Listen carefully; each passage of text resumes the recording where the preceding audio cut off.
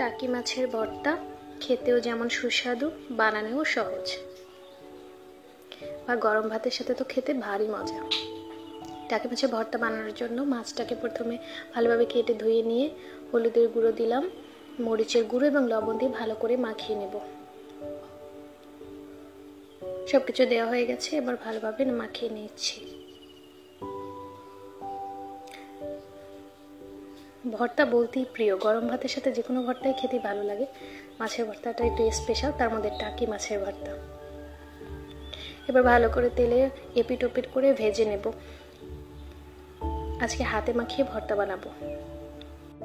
এক পিঠ হয়ে গেছে, এবার অপর পিঠ উল্টে দিলাম যাতে করে ভালো করে অপর পিঠটাও হয়ে যায়।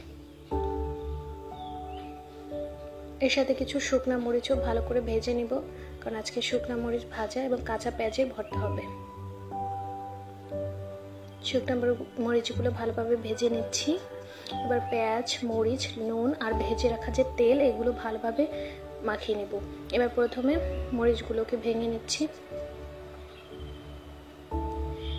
মরিচ এবং পেঁয়াজ মাখা তেল লবণ দিয়েও ভর্তাটা কিন্তু খুব ভালো, মানে খালি কোনো কিছু মাখানো ছাড়া।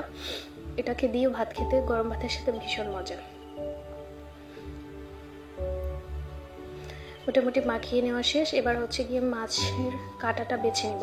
ভালোভাবে কাঁটা বাছতে হবে, কেননা গলায় বাছলে সমস্যা তখন। তো আমি ভালো করে দেখে দেখে কাঁটাগুলো বেছে নিচ্ছি।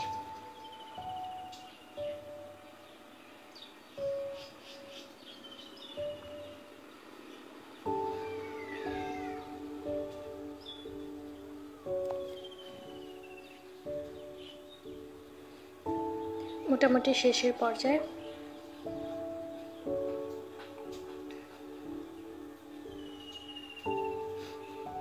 এবার কাঁটাগুলোকে সরিয়ে নিয়ে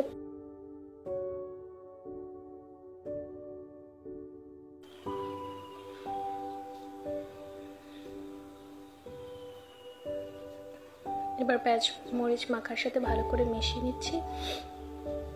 আপনারা যে যে পরিমাণে ঝাল খান ওই পরিমাণে মরিচ দিয়ে নেবেন। আমি মোটামুটি ঝাল খাই, অত্যাধিক ঝাল খাই না, তাই মরিচটা আমার পরিমাণ মতো দিয়ে নিয়েছি। মাখানো শেষ। এবার একটা ছোট ফ্রিজে উঠিয়ে নেব। হয়ে গেল টাকি মাছের ভর্তা।